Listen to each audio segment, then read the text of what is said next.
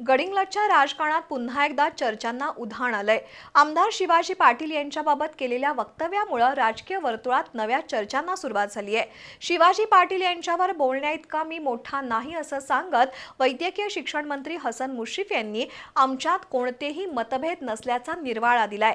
त्याचवेळी त्यांनी गोकुळ दूध संघाच्या आगामी निवडणुकीबाबतही महत्त्वाचे संकेत दिले।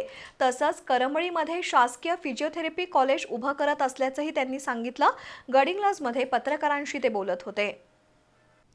गडिंग्लज दौऱ्यादरम्यान पत्रकारांशी संवाद साधताना वैद्यकीय शिक्षण मंत्री हसन मुश्रीफ यांनी विविध विषयांवर मतप्रदर्शन केलं।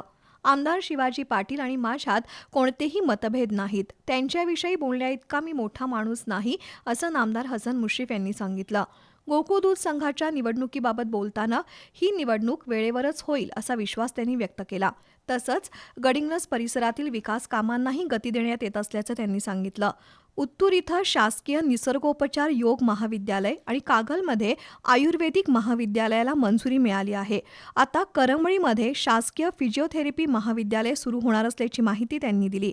करमळी ग्रामपंचायतीनं गायरानातील जागा उपलब्ध करून दिली असून मंत्रिमंडळात प्रस्ताव मंजूर होताच या महाविद्यालयाला अंतिम परवानगी मिळणार असल्याचंही त्यांनी स्पष्ट केलं। गडिंग्लज नगरपालिका निवडणुकीत दिलेल्या आश्वासनांची पूर्तता करण्यासाठी वर्षभरात चांगला निधी उपलब्ध केला जाईल असंही त्यांनी सांगितलं।